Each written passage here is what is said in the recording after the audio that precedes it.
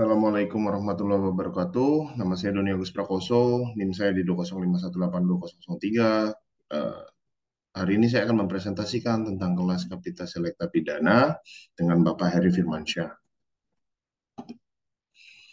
Yang pertama, saya akan menjelaskan tentang adanya kebijakan pengalaman lapas.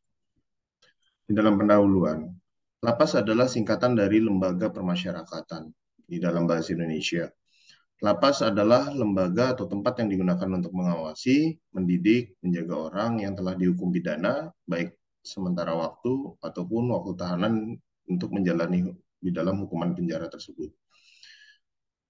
Lapas dapat memiliki berbagai jenis fasilitas, termasuk sel tahanan, fasilitas pendidikan, fasilitas pekerjaan, layanan kesehatan, dan tujuan dari lapas adalah untuk menjaga keamanan masyarakat, mencegah tindakan kriminal untuk berulang kalinya, membantu para narapidana memperbaiki diri, dan juga untuk mempersiapkan diri untuk kembali ke masyarakat setelah menjalani hukuman tersebut. Fungsi dari lapas. Fungsi dari lapas yang pertama adalah pemasyarakatan. Digunakan untuk menahan dan mengawasi narapidana yang telah dihukum pidana untuk menjaga keamanan masyarakat. Rehabilitasi, memberikan program-program rehabilitas, pendidikan, pelatihan, dan konseling pada narapidana untuk membantu mereka memperbaiki diri dan juga mengurangi risiko kriminalitas berulang kali.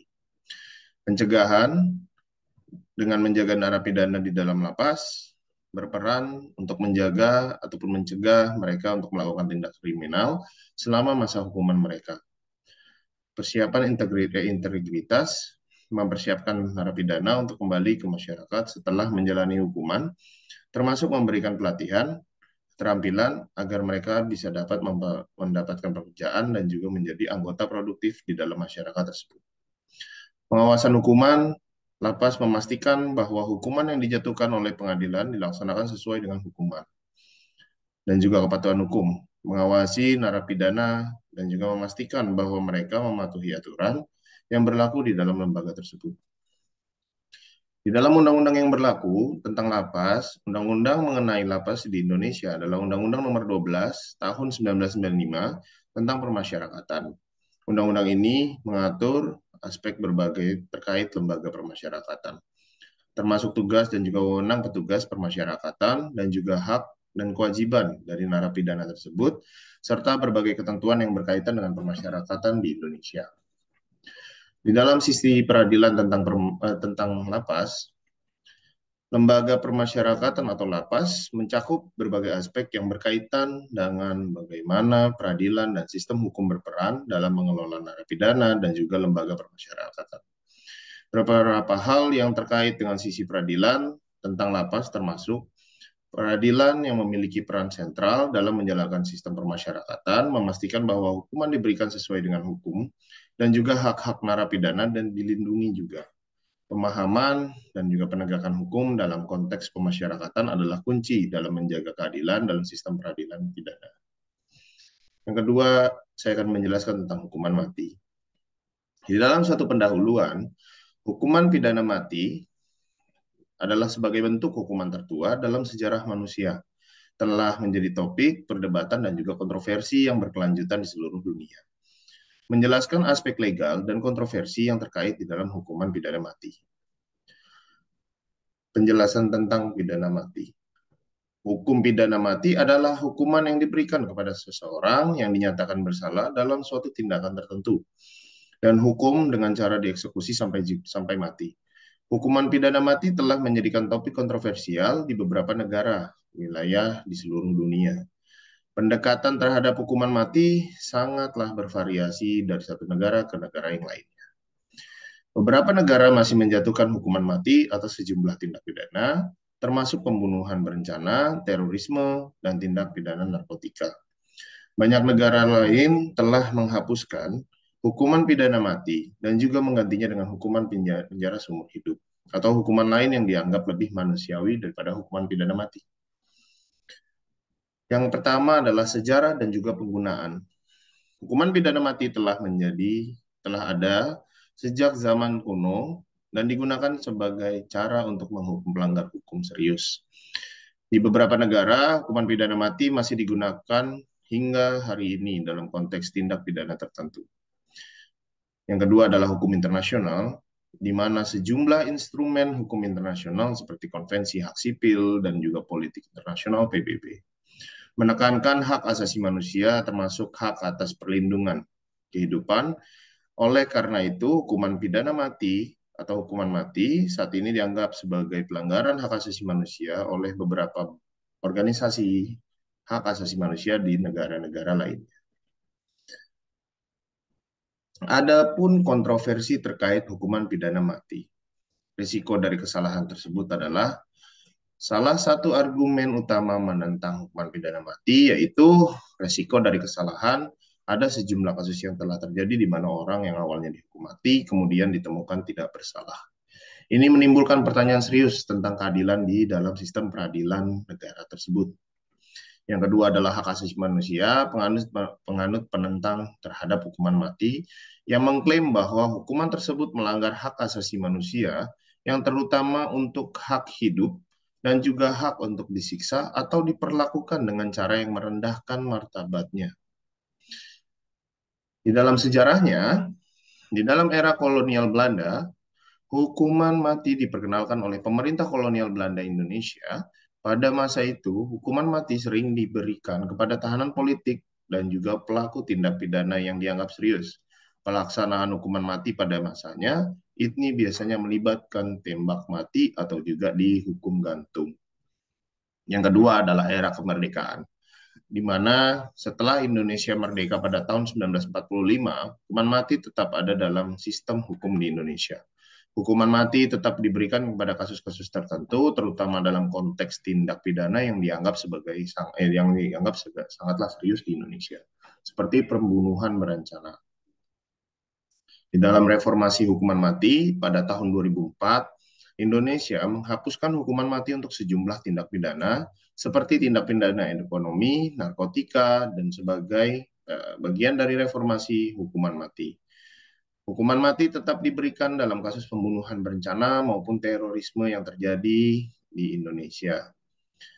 Kontroversi kasus terorisme yaitu di dalam eksekusi mati terhadap terpidana teroris pada tahun 2015 yang menarik perhatian internasional dan juga memicu debat yang intens tentang penggunaan hukuman mati di Indonesia. Sebagian besar terpidana dihukum mati karena terlibat dalam serangan teroris yang mematikan tersebut. Yang kelima adalah poin di mana penerapan hukuman mati saat ini dilakukan di beberapa negara yang telah menghapuskan hukuman mati sepenuhnya. Indonesia masih menjatuhkan hukuman mati dalam beberapa kasus pembunuhan tersebut, ataupun kasus pembunuhan berencana dan juga terorisme. Eksekusi mati biasanya dilakukan dengan cara regu tembak. Di Indonesia ada undang-undang yang mengatur hukuman mati. Yang pertama adalah KUHP atau pasal 10 yang menyatakan bahwa hukuman yang dijatuhkan di dalam mencakup hukuman mati tersebut, hukuman mati dapat dijatuhkan dalam kasus-kasus tertentu seperti pembunuhan berencana.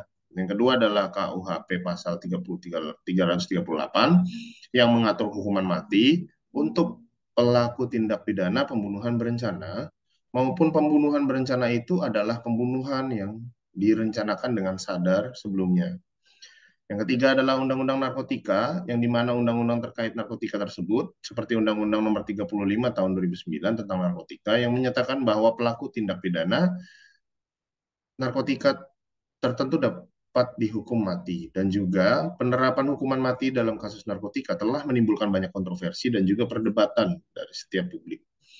Yang keempat adalah Undang-Undang Terorisme, yang di mana undang-undang tersebut menyatakan Nomor 15 Tahun 2003 tentang Berantasan Tindak Pidana Terorisme yang mengatur bahwa pelaku tindak pidana terorisme dapat dihukum mati dan kasus-kasus terorisme yang melibatkan kematian atau ancaman serius terhadap nyawa yang dapat melibatkan atau mengakibatkan hukuman mati. Di dalam gambaran umum hukum pidana mati, yang pertama memiliki 4 poin. Yang pertama adalah penetapan hukuman. Pelaksanaan hukuman mati dimulai dengan pengadilan dan juga memutuskan untuk menjatuhkan hukuman mati terhadap terpidana.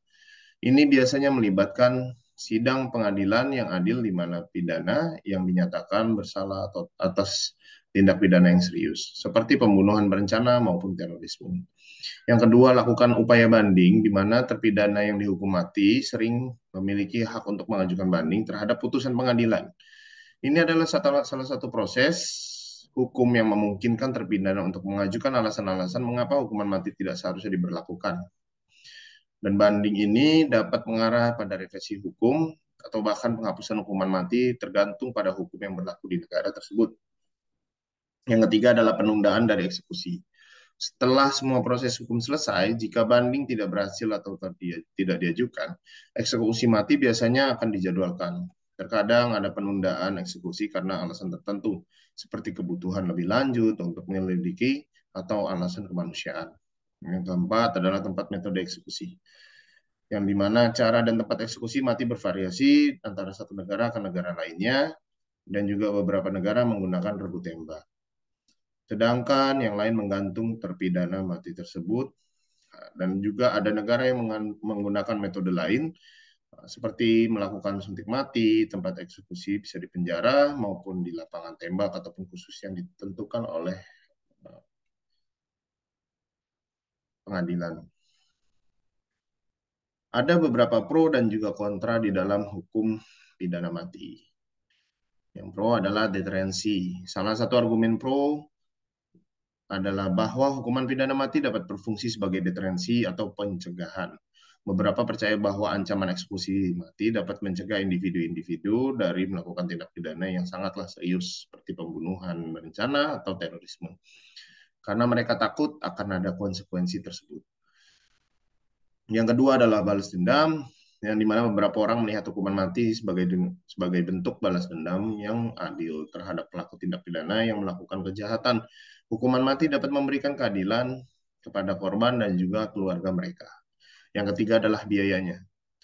Beberapa pendukung hukuman mati berpendapat bahwa itu lebih ekonomis dibandingkan dengan menjaga terpidana seumur hidup di dalam penjara mereka. Mereka berpendapat bahwa uang pajak dan dapat dihemat dan juga tidak harus memelihara terpidana mati yang menjalani hukuman seumur hidup itu. Di dalam kontra hukuman mati, ada 4 poin yang menjadi sangatlah kontra menurut mereka, yaitu pelanggaran hak asasi manusia. Salah satu argumen hukuman mati adalah bahwa itu dianggap melanggar hak asasi manusia atau HAM, yang terutama atas kehidupan atau juga hak yang disiksa dan diperlakukan secara kejam, tidak manusiawi, dan juga merendahkan dari martabat tersebut. Risiko dari kesalahan, yang kedua, potensi besar untuk kesalahan dalam sistem peradilan pidana dan juga hukuman mati tidak dapat ditarik kembali jika seorang dinyatakan bersalah dengan secara keliru. Sejumlah kasus di seluruh dunia telah membuktikan bahwa orang yang tidak bersalah telah dieksekusi. Efektivitas deterensi yang diragukan. Meskipun argumen bahwa hukuman mati dapat berfungsi sebagai deterensi, bukti empiris tentang efektivitasnya masih diperdebatkan. Di beberapa penelitian menunjukkan bahwa tidak ada kolerasi yang kuat antara pengguna hukuman mati dan juga tingkat kejahatan yang lebih rendah. Yang keempat adalah alternatif dari hukuman mati tersebut. Banyak negara yang telah menggantikan hukuman mati dengan hukuman lainnya, seperti hukuman penjara seumur hidup tanpa pembebasan bersyarat. Ini salah satu yang dianggap sebagai pilihan yang lebih manusiawi dan juga memberikan kesempatan bagi terpidana mati untuk merehabilitasi dirinya sendiri. Terima kasih atas presentasi yang sudah saya lakukan hari ini. Wassalamualaikum warahmatullahi wabarakatuh.